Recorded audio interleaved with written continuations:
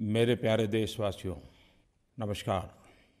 हर मन की बात से पहले देश के हर कोने से, हर आयु वर्ग के लोगों से मन की बात को लेकर के ढेर सारे सुझाव आते हैं।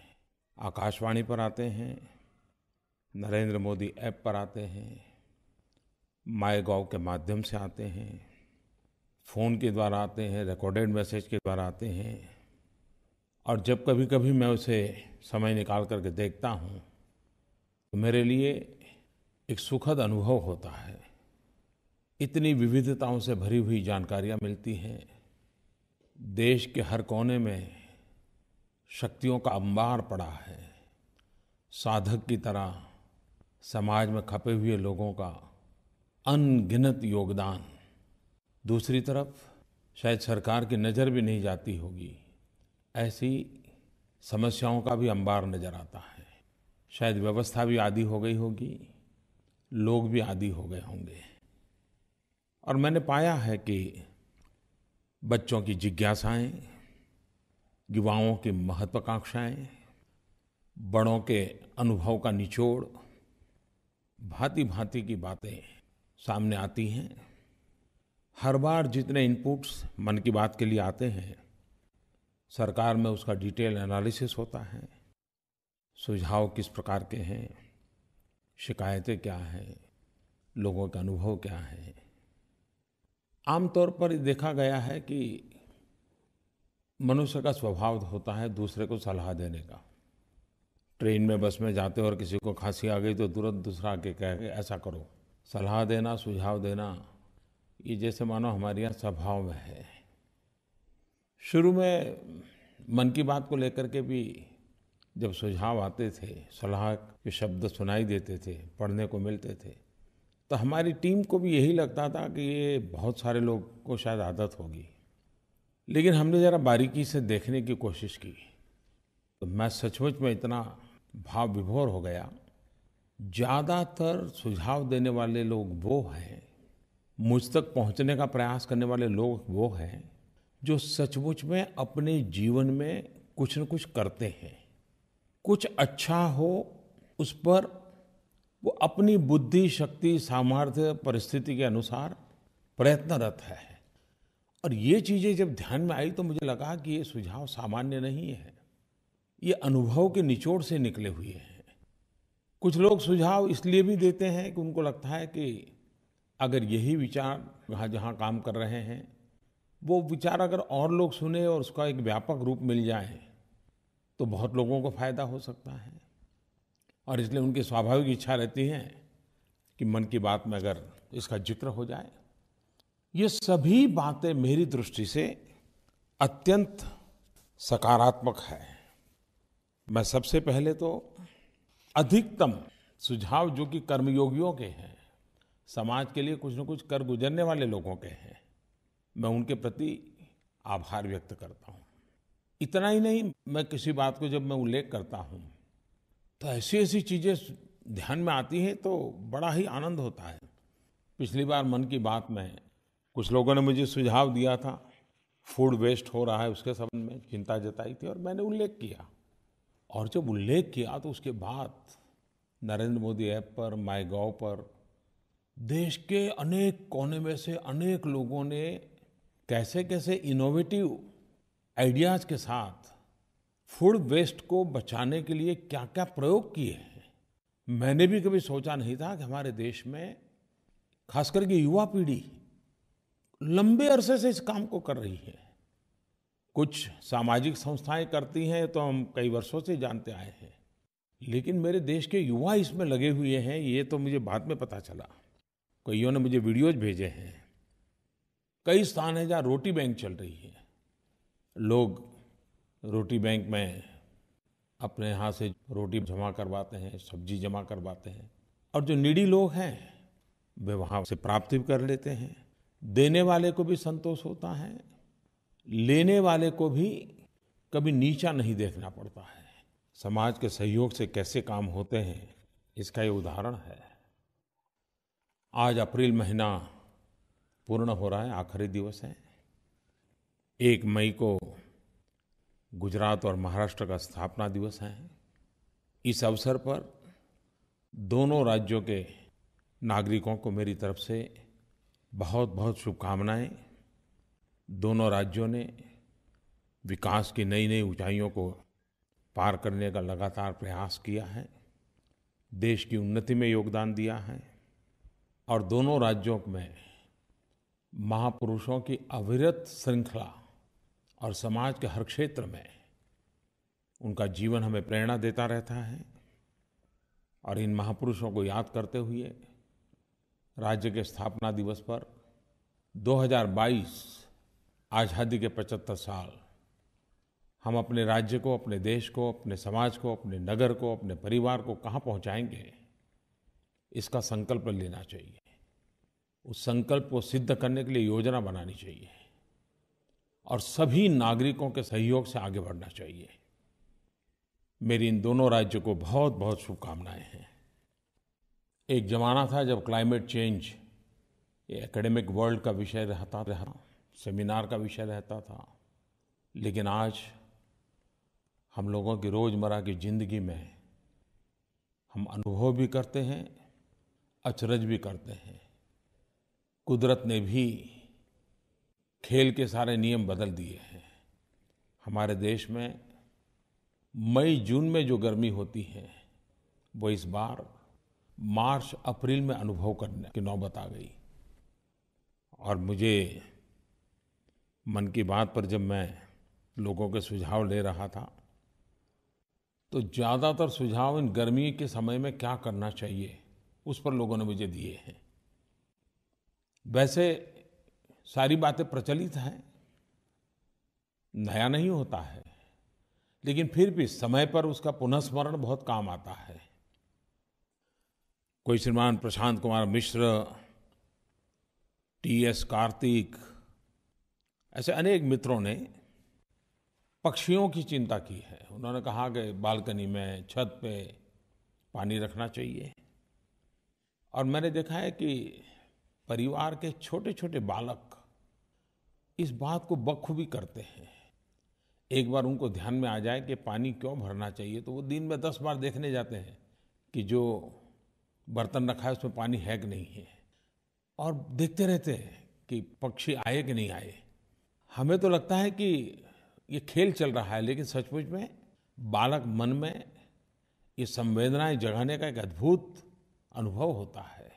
आप भी कभी देखिए, पशु पक्षी के साथ थोड़ा सा भी लगाव एक नए आनंद की अनुभूति कराता है। कुछ दिन पहले मुझे गुजरात से श्रीमान जगत भाई ने अपनी एक किताब भेजी, सेव द स्पैरोज, और जिसमें उन्होंने गौरैया की संख्या जो कम हो रही है उसकी चिंता तो की है, लेकिन स्वयं ने मिशन मोड में उसके संरक्षण के लिए क्या प्रयोग किए हैं, क्या प्रयास किए हैं, बहुत अच्छा वर्णन उस किताब में है। वैसे हमारे देश में तो पशु पक्षी, प्रकृति, उसके साथ सहजीवन की बात उस रंग से हम रंगे हुए हैं, लेकिन फिर भी ये आवश्यक है कि सामूहिक रूप से ऐसे प्रयासों को बल देना चाहिए। जब मैं गुजरात में मुख्यमंत्री था तो दाऊदी बोहरा समाज के धर्मगुरु सैयदना साहब को 100 साल हुए थे। वे 103 साल तक जीवित रहे थे और उनके 100 साल निमित्त बोहरा समाज ने बुरहानी फाउंडेशन के द्वारा इस पैरों को बचाने के लिए बहुत बड़ा अभियान चलाया था। इसका शुभारंभ करने का मुझे अवसर मिला था। करीब 52,000 बर्ड फीडर्स उन्होंने दुनिया के कोने-कोने में वितरित किए थे। Guinness book of world record में भी उसको स्थान मिला था।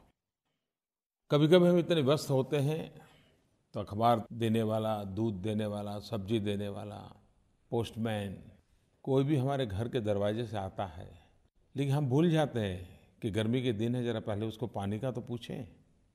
नौजवान दोस्तों, कुछ बातें आपके साथ भी तो मैं करना चाहता हूँ।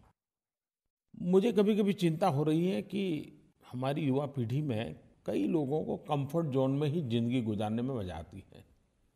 माँ-बाप भी बड़े एक रक्षात्मक अवस्था में ही उनको लालन-पालन करते हैं। कुछ दूसरे एक्सट्रीम भी होते हैं, लेकिन ज़्यादातर कंफर्ट जोन वाला नज़र आता है। अब परीक्षाएं समाप्त हो चुकी हैं, वैकेशन का मजा लेने के लिए योजनाएं बन चुकी होगी। समर वैकेशन गर्मियां होने के बाद भी जरा अच्छा लगता है। लेकिन मैं एक मित्र के रूप में आपका वैकेशन कैसा जाए, कुछ बातें करना चाहता हूं। मुझे विश्वास है कुछ लोग जरूर प्रयोग करेंगे और मुझे बताएंगे भी। क्या आप वैकेशन के इस समय का उपयोग, मैं 3 सुझाव देता हूं, उसमें से तीनों करें तो बहुत अच्छी बात है, लेकिन 3 में से एक करने का प्रयास करें।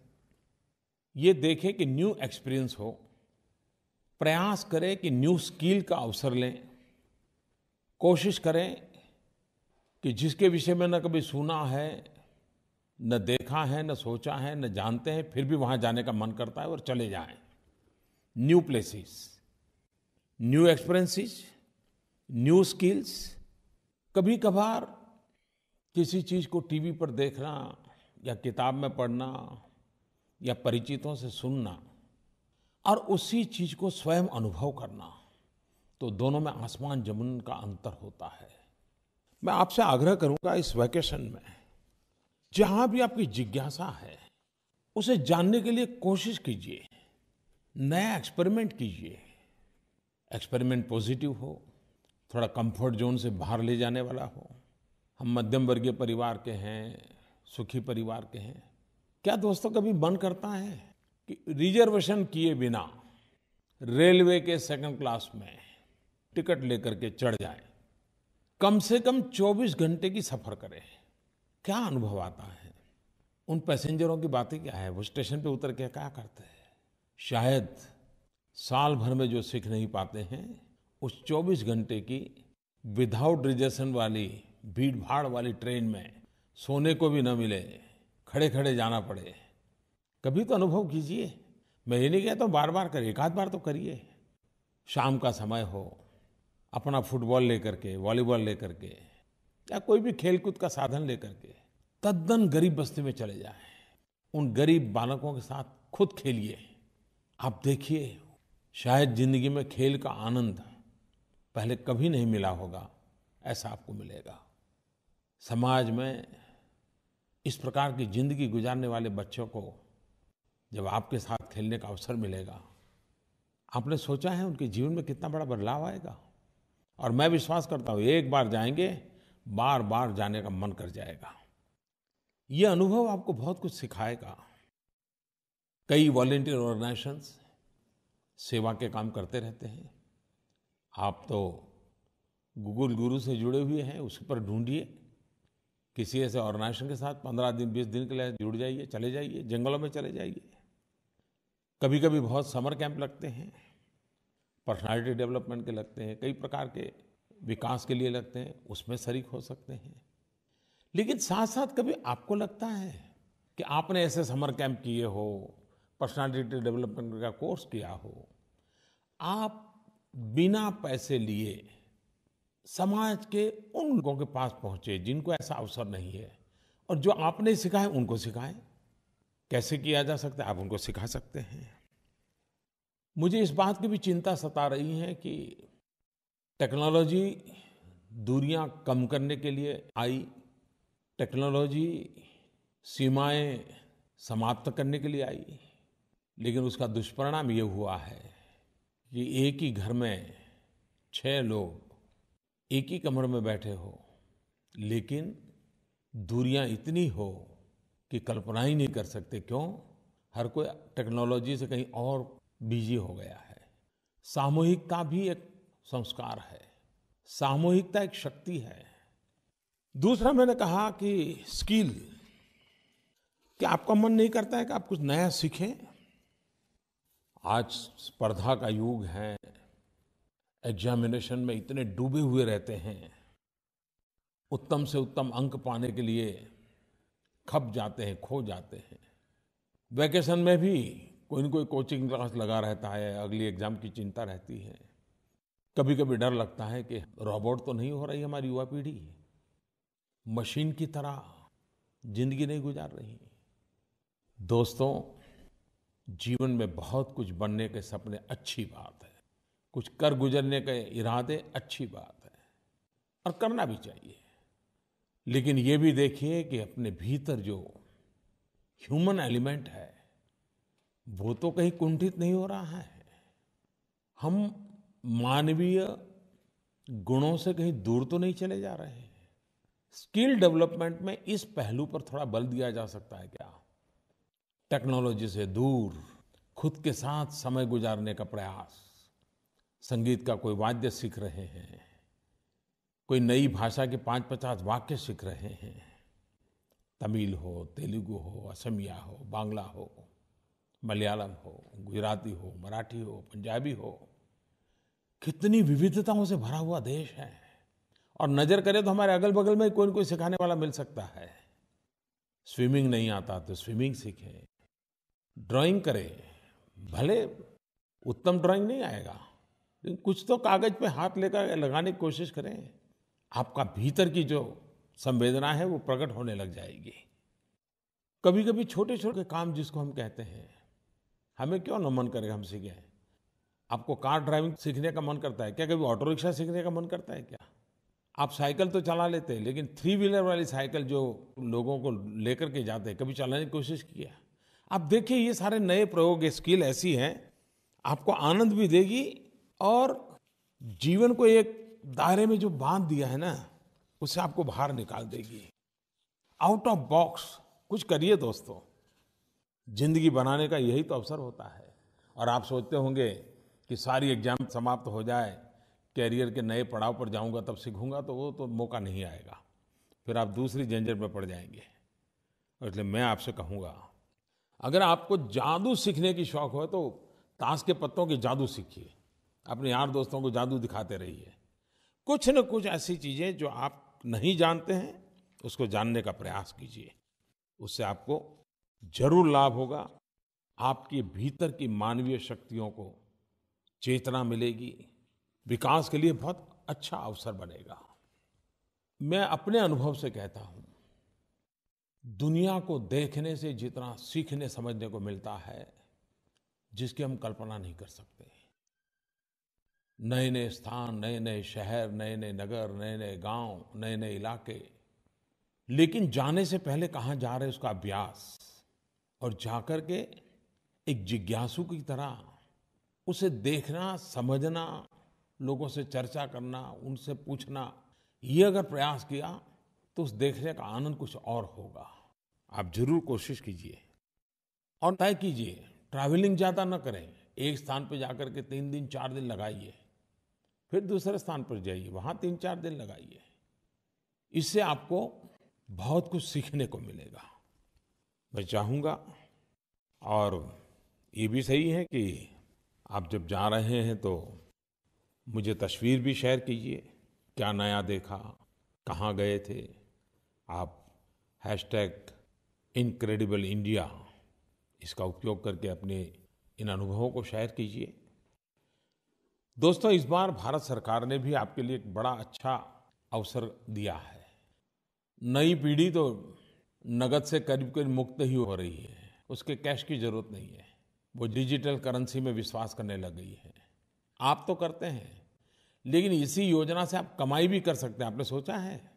भारत सरकार ने एक योजना है, अगर भीम ऐप, जो कि आप डाउनलोड करते होंगे, आप उपयोग भी करते होंगे, लेकिन किसी और को रिफर करें, किसी और को जोड़ें, और वो नया व्यक्ति अगर 3 ट्रांजैक्शन करे, आर्थिक कारोबार 3 बार करें, तो इस काम करने के लिए आपको 10 रुपये की कमाई होती है। आपके खाते में सरकार की तरफ से 10 रुपया जमा हो जाएगा। अगर दिन में आपने 20 लोगों से करवा लिया तो आप शाम होते होते 200 रुपया कमा लेंगे। व्यापारियों को भी कमाई हो सकती है, विद्यार्थियों को भी कमाई हो सकती है। और ये योजना 14 अक्टूबर तक है। डिजिटल इंडिया बनाने में आपका योगदान होगा। न्यू इंडिया के आप एक प्रहरी बन जाएंगे। तो वैकेशन का वैकेशन और कमाई की कमाई, रिफर एंड अर्न। आमतौर पर हमारे देश में वीआईपी कल्चर के प्रति एक नफरत का माहौल है, लेकिन ये इतना गहरा है कि मुझे अभी-अभी अनुभव हुआ जब सरकार ने तय कर दिया कि अब हिंदुस्तान में कितना ही बड़ा व्यक्ति क्यों न हो, वो अपनी गाड़ी पर लाल बत्ती लगा करके नहीं घूमेगा। वो एक प्रकार से वीआईपी कल्चर का सिंबल बन गया था। लेकिन अनुभव ये कहता था कि लाल बत्ती तो व्हीकल पर लगती थी, गाड़ी पर लगती थी, लेकिन धीरे धीरे धीरे वो दिमाग में घुस जाती थी और दिमागी तौर पर वीआईपी कल्चर पनप चुका है। अभी तो लाल बत्ती गई है, इसके लिए कोई ये तो दावा नहीं कर पाएगा कि दिमाग में जो लाल बत्ती घुस गई है वो निकल गई होगी। मुझे बड़ा इंटरेस्टिंग एक फ़ोन कॉल आया। खैर उस फ़ोन में उन्होंने आशंका भी व्यक्त की है, लेकिन उससे मेरी इतना अंदाज आता है इस फ़ोन कॉल से कि सामान्य मानवीय चीज़ें पसंद नहीं करता है, उसे दूरी महसूस होती है। नमस्कार प्रधानमंत्री जी, मैं शिवा चौबे बोल रही हूँ जबलपुर मध्य प्रदेश से। मैं गवर्नमेंट के रेड बीकन लाइट बैन के बारे में कुछ बोलना चाहती हूँ। मैंने एक लाइन पढ़ी न्यूज़पेपर में जिसमें लिखा था, every Indian is a VIP on a road. ये सुन के मुझे बहुत गर्व महसूस हुआ और खुशी भी हुई कि आज मेरा टाइम भी उतना ही जरूरी है। मुझे ट्रैफिक जैम में नहीं फंसना है और मुझे किसी के लिए रुकना भी नहीं है। तो मैं आपको दिल से बहुत धन्यवाद देना चाहती हूँ इस डिसीजन के लिए। और ये जो आपने स्वच्छ भारत अभियान चलाया है, इसमें हमारा देश ही नहीं साफ हो रहा है, हमारी रोडों से वीआईपी की दादागिरी भी साफ हो रही है। तो उसी लिए धन्यवाद। सरकारी निर्णय से लाल बत्ती का जाना वो तो एक व्यवस्था का हिस्सा है, लेकिन मन से भी हमें प्रयत्नपूर्वक इसे निकालना है। हम सब मिलकर के जागरूक प्रयास करेंगे तो निकल सकता है। न्यू इंडिया का हमारा कंसेप्ट यही है कि देश में वीआईपी की जगह पर ईपीआई का महत्व बढ़े। और जब मैं वीआईपी के स्थान पर ईपीआई कह रहा हूं तो मेरा भाव स्पष्ट है, एवरी पर्सन इज इम्पोर्टेंट। हर व्यक्ति का महत्व है, हर व्यक्ति का महात्म्य है। 125 करोड़ देशवासियों का महत्व हम स्वीकार करें, 125 करोड़ देशवासियों का महात्म्य स्वीकार करें, तो महान सपनों को पूरा करने के लिए कितनी बड़ी शक्ति एकजुट हो जाएगी। हम सबने मिलकर के करना है। मेरे प्यारे देशवासियों, मैं हमेशा कहता हूं कि हम इतिहास को, हमारी संस्कृति को, हमारी परंपराओं को बार बार याद करते रहें। उससे हमें ऊर्जा मिलती है, प्रेरणा मिलती है। इस वर्ष हम 125 करोड़ देशवासी संत रामानुजाचार्य जी की 1000वीं जयंती मना रहे हैं। किसी न किसी कारणवश हम इतने बंध गए, इतने छोटे हो गए कि ज़्यादा से ज़्यादा शताब्दियों तक का ही विचार करते रहे। दुनिया के अन्य देशों के लिए तो शताब्दी का बड़ा महत्व होगा, लेकिन भारत इतना पुरातन राष्ट्र है कि उसके नसीब में 1000 साल और 1000 साल से भी पुरानी यादों को मनाने का अवसर हमें मिला है। 1000 साल पहले का समाज कैसा होगा, सोच कैसी होगी, थोड़ी कल्पना तो कीजिए। आज भी सामाजिक रूढ़ियों को तोड़ करके निकलना हो तो कितनी दिक्कत होती है। 1000 साल पहले कैसा होता होगा। बहुत कम लोगों को मालूम होगा कि रामानुजाचार्य जी ने समाज में जो बुराइयां थी, ऊंच नीच का भाव था, छूत अछूत का भाव था, जातिवाद का भाव था, इसके खिलाफ बहुत बड़ी लड़ाई लड़ी थी। स्वयं ने अपने आचरण द्वारा समाज जिनको अछूत मानता था उनको गले लगाया था। 1000 साल पहले उनके मंदिर प्रवेश के लिए उन्होंने आंदोलन किए थे और सफलतापूर्वक मंदिर प्रवेश करवाए थे। हम कितने भाग्यवान हैं कि हर युग में हमारे समाज की बुराइयों को खत्म करने के लिए हमारे समाज में से ही महापुरुष पैदा हुए हैं। संत रामानुजाचार्य जी के 1000वीं जयंती मना रहे हैं, तब सामाजिक एकता के लिए, संगठन में शक्ति है इस भाव को जगाने के लिए उनसे हम प्रेरणा लें। भारत सरकार भी कल 1 मई को संत रामानुजाचार्य जी की स्मृति में एक स्टैम्प रिलीज करने जा रही है। मैं संत रामानुजाचार्य जी को आदरपूर्वक नमन करता हूँ, श्रद्धा सुमन अर्पित करता हूँ। मेरे प्यारे देशवासियों, कल 1 मई का एक और भी महत्व है। दुनिया के कई भागों में उसे श्रमिक दिवस के रूप में भी मनाया जाता है। और जब श्रमिक दिवस की बात आती है, लेबर की चर्चा होती है, लेबरर्स की चर्चा होती है, तो मुझे बाबा साहब आम्बेडकर की याद आना बहुत स्वाभाविक है। और बहुत कम लोगों को मालूम होगा कि आज श्रमिकों को जो सहूलियतें मिली हैं, जो आदर मिला है, उसके लिए हम बाबा साहब के आभारी हैं। श्रमिकों के कल्याण के लिए बाबा साहब का योगदान अविस्मरणीय है। आज जब मैं बाबा साहब की बात करता हूँ, संत रामानुजाचार्य जी की बात करता हूँ, तो 12वीं सदी के कर्नाटक के महान संत और सामाजिक सुधारक जगतगुरु बसवेश्वर जी की भी याद आती है। कल ही मुझे एक समारोह में जाने का अवसर मिला। उनके वचनामृत के संग्रह को लोकार्पण का वो अवसर था। 12वीं शताब्दी में कन्नड़ भाषा में उन्होंने श्रम, श्रमिक, उस पर गहन विचार रखे हैं। कन्नड़ भाषा में उन्होंने कहा था, काय कवे कैलास। उसका अर्थ होता है, आप अपने परिश्रम से ही भगवान शिव के घर कैलाश की प्राप्ति कर सकते हैं। यानी कि कर्म करने से ही स्वर्ग की प्राप्ति होती है। दूसरे शब्दों में कहें तो श्रम ही शिव है। मैं बार बार श्रमेव जयते की बात करता हूँ, डिग्निटी ऑफ लेबर की बात करता हूँ। मुझे बराबर याद है, भारतीय मजदूर संघ के जनक और चिंतक, जिन्होंने श्रमिकों के लिए बहुत चिंतन किया, ऐसे श्रीमान दत्तोपंत जी ठेंगड़ी कहा करते थे, एक तरफ माओवाद से प्रेरित के विचार थी कि दुनिया के मजदूर एक हो जाओ, और दत्तोपंत ठेंगड़ी कहते थे, मजदूरों आओ दुनिया को एक करें। एक तरफ कहा जाता था, workers of the world unite.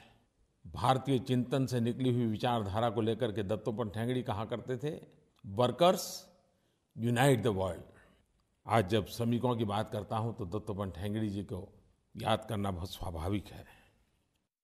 मेरे प्यारे देशवासियों, कुछ दिन के बाद हम बुद्ध पूर्णिमा मनाएंगे। विश्व भर में भगवान बुद्ध से जुड़े हुए लोग उत्सव मनाते हैं।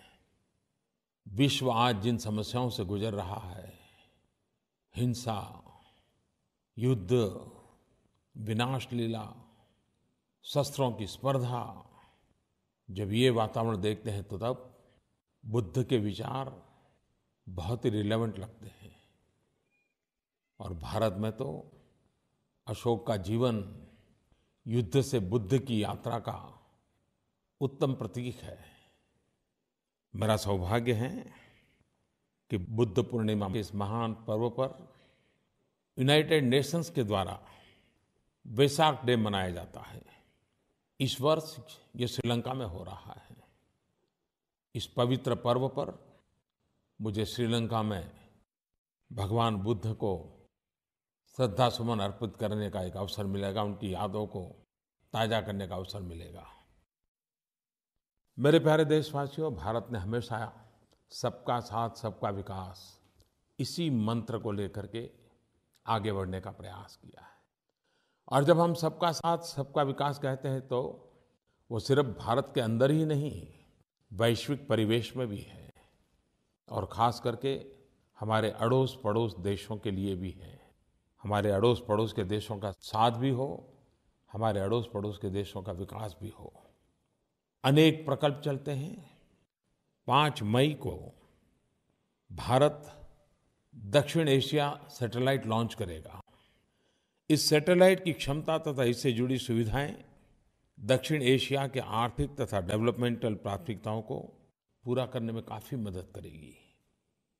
चाहे नेचुरल रिसोर्सेज मैपिंग की बात हो, टेलीमेडिसिन की बात हो, एजुकेशन का क्षेत्र हो, या अधिक गहरी आईटी कनेक्टिविटी हो, पीपल टू पीपल संपर्क का प्रयास हो, साउथ एशिया का ये उपग्रह हमारे पूरे क्षेत्र को आगे बढ़ने में पूरा सहायक होगा। पूरे दक्षिण एशिया के साथ सहयोग बढ़ाने के लिए भारत का एक महत्वपूर्ण कदम है, अनमोल नजराना है। दक्षिण एशिया के प्रति हमारी प्रतिबद्धता का यह एक उपयुक्त उदाहरण है।